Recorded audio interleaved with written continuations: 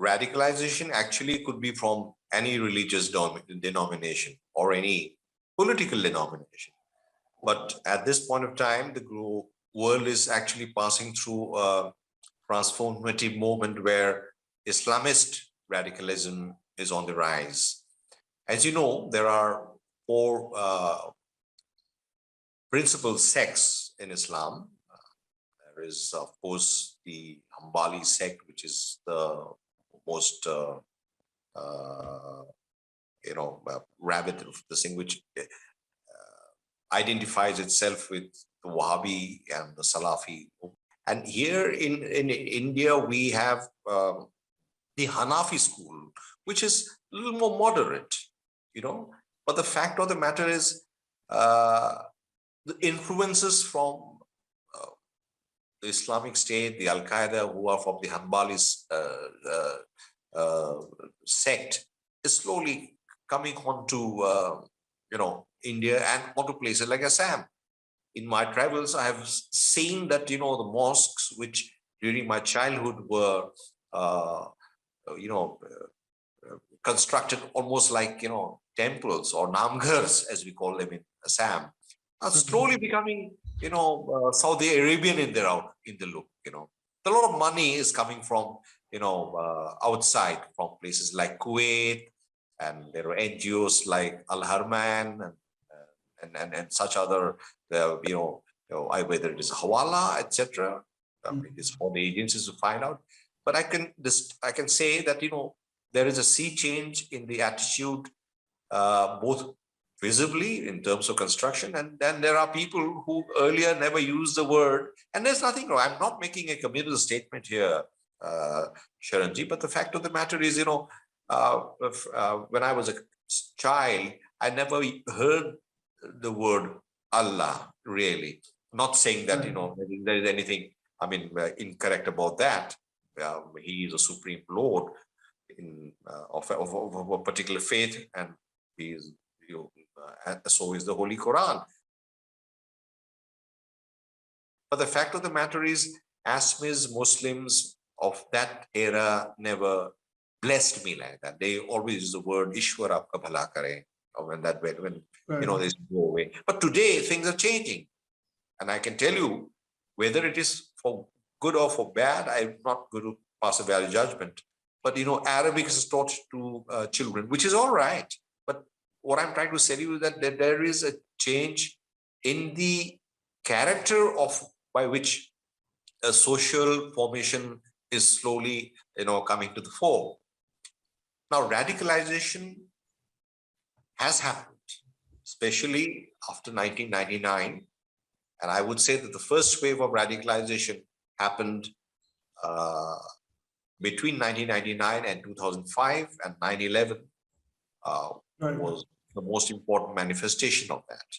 And the second one was with the construction of the Neo-Caliphate, when the Al-Qaeda in Iraq transformed itself to the Islamic State, and Abu Bakr al-Baghdadi became the Caliph or the Neo-Caliph, and sort of took over territory in Iraq and Syria.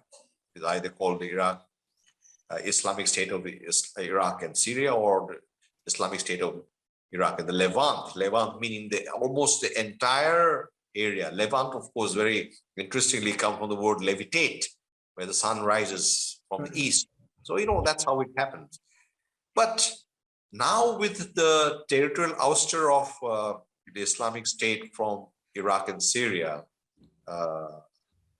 you have them all over the world, and primarily in what was their belief was the traditional area where the last war, almost like an Armageddon, would be fought. That is a Khorasan. That's why the new group which has been formed in Afghanistan after the takeover of the Taliban is the Islamic State of Khorasan province, ISKP. You see, that's interesting. And although reports are quite tenuous at this moment, but the fact of the matter is Taliban at that point of time, when in its first avatar, did give a lot of aid and help to the Al-Qaeda. And it is reported that Al-Qaeda and the Islamic State for the Khorasan province are thriving in the caves of Tora Bora, if not in Kabul. And the fact of the matter is that they will soon enter the Indian subcontinent. I mean, Indian subcontinent in the sense, like the whole of the Indian subcontinent is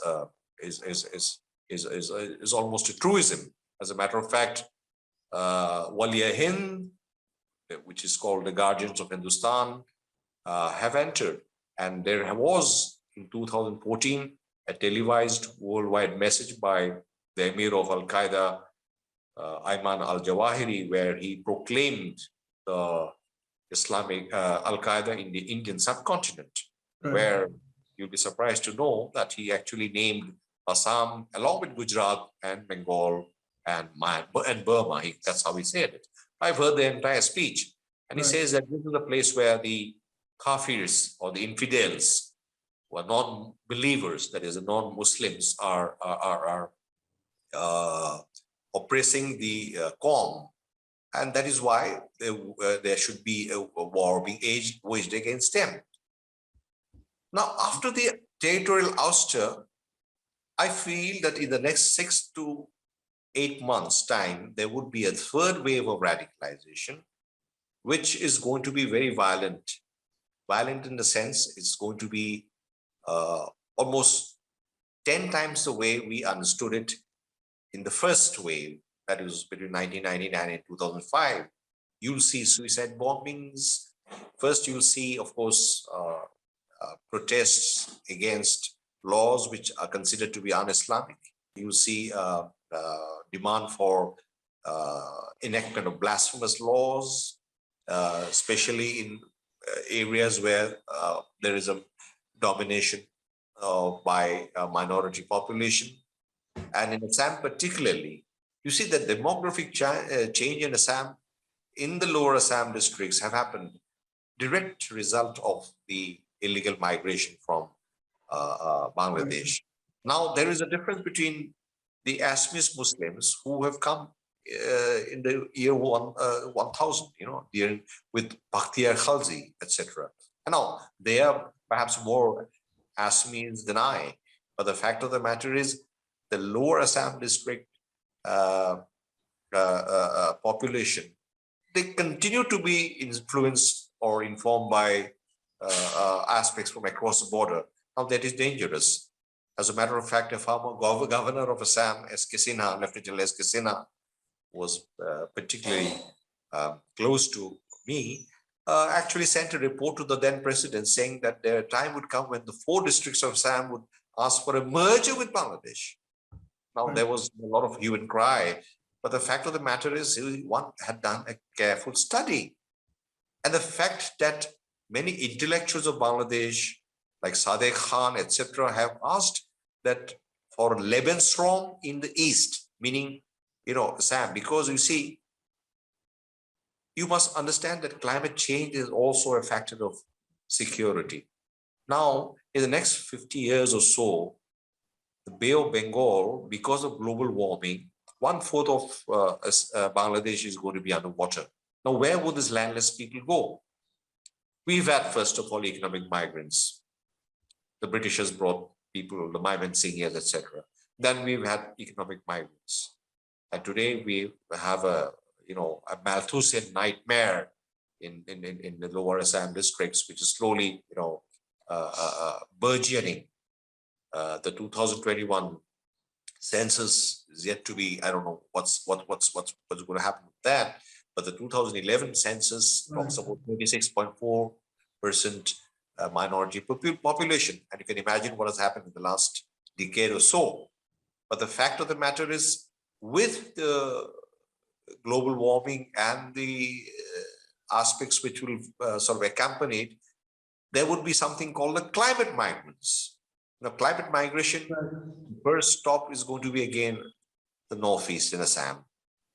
And then after a point of time, either they have an electoral victory, and then you have, as many people say, that you have actually a minority ruled northeast, or you have a civil war like situation.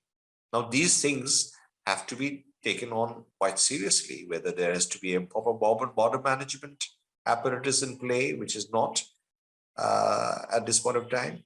But the fact of the matter is that the third wave of radicalization is something which I feel is going to happen in the next 6 to 8 months. Right. And I'll quickly tell you the reasons for it. Because we abut Bangladesh so closely, and because of the atmosphere of the day, whether it is in Afghanistan or Bangladesh, there is going to be an aping exercise here as well. And right. There are various factors, economic, social, religious, which are going to be sort of at play. And the only way which we can prevent this is, as I've been writing about, is to segregate the minority population from the ill effects. I repeat, ill effects of the radical elements. So we have to psychologically segregate them. In fact, we have to sometimes use the minority population to sort of, battle this alien agenda. Right. And there are other kinetic methods which one can sort of, dwell upon if necessary. Please remember to subscribe to us and switch on the notifications for this channel.